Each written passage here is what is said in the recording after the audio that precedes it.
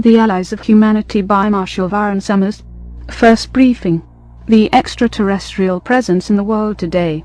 It is a great honor for us to be able to present this information to all of you who are fortunate enough to hear this message. We are the Allies of Humanity. This transmission is being made possible by the presence of the unseen ones, the spiritual counselors who oversee the development of intelligent life both within your world and throughout the greater community of worlds. We are not communicating through any mechanical device, but through a spiritual channel that is free from interference. Though we live in the physical, as do you, we are given the privilege to communicate in this way, in order to deliver the information that we must share with you. We represent a small group who is observing the events of your world. We come from the greater community. We do not interfere in human affairs. We have no establishment here.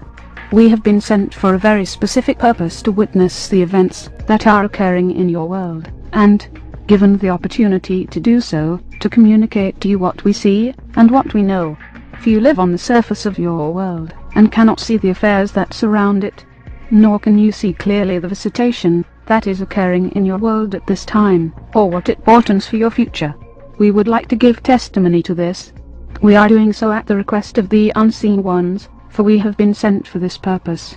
The information that we are about to impart to you may seem very challenging and startling. It is perhaps unexpected by many who will hear this message. We understand this difficulty, for we have had to face this within our own cultures. As you hear the information, it may be difficult to accept at first, but it is vital for all who would seek to make a contribution in the world. For many years we have been observing the affairs of your world. We seek no relations with humanity. We are not here on a diplomatic mission. We have been sent by the unseen ones to live in the proximity of your world, in order to observe the events we are about to describe. Our names are not important. They would be meaningless to you, and we shall not impart them for our own safety, for we must remain hidden in order that we may serve. To begin, it is necessary for people everywhere to understand that humanity is emerging into a greater community of intelligent life. Your world is being visited by several alien races, and by several different organizations of races. This has been actively going on for some time. There have been visitations throughout human history, but nothing of this magnitude. The advent of nuclear weapons and the destruction of your natural world have brought these forces to your shores. There are many people in the world today, we understand, who are beginning to realize that this is occurring, and we understand as well that there are many interpretations of this visitation, what it could mean, and what it could offer, and many of the people who are aware of these things are very hopeful and anticipate a great benefit for humanity. We understand. It is natural to expect this. It is natural to be hopeful. The visitation in your world now is very extensive, so much so that people in all parts of the world are witnessing it and are experiencing its effects directly. What has brought these visitors from the greater community, these different organizations of beings, is not to promote the advancement of humanity or the spiritual education of humanity. What has brought these forces to your shores in such numbers with such intention are the resources of your world. This we understand. May be difficult to accept at first, because you cannot yet appreciate how beautiful your world is, how much it possesses, and what a rare jewel it is in a greater community of barren worlds and empty space. Worlds such as yours are rare indeed. Most places in the greater community that are inhabited now have been colonized, and technology has made this possible. But worlds such as yours, where life has evolved naturally, without the aid of technology, are far more rare than you might realize. Others take great notice of this, of course, for the biological resources of your world have been used by several races for millennia.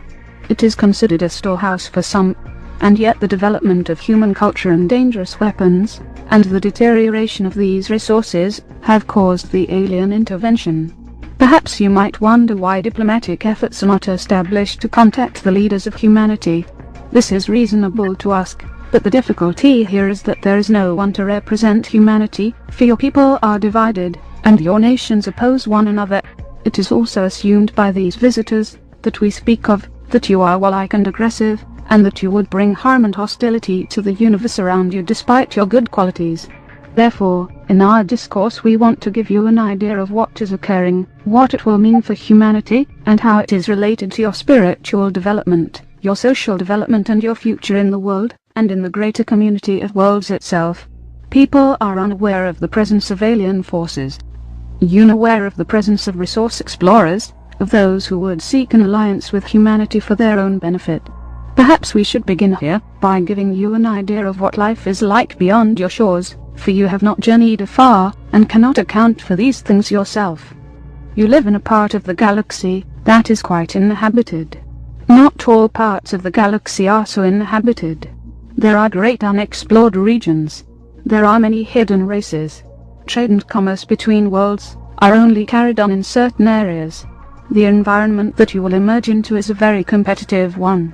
The need for resources is experienced everywhere, and many technological societies have outstripped the world's natural resources and must trade, barter and travel to gain what they need. It is a very complicated situation.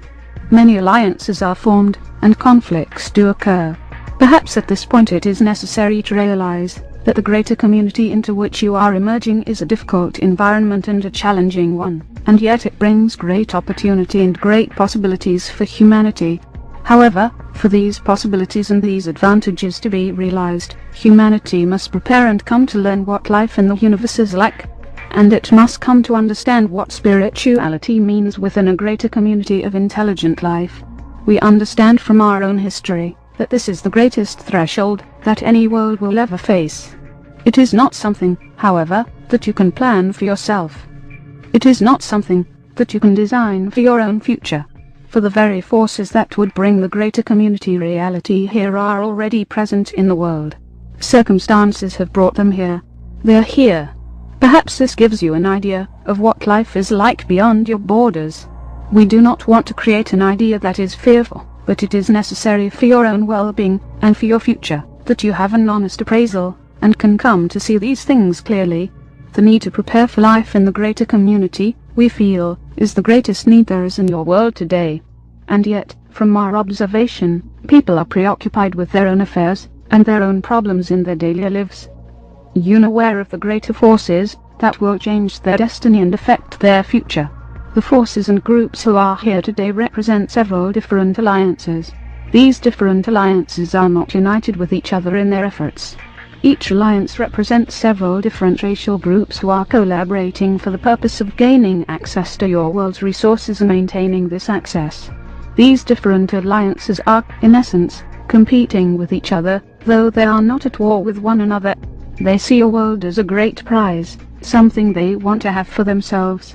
This creates a very great challenge for your people, for the forces who are visiting you not only have advanced technology, but also strong social cohesion, and are able to influence thought in the mental environment.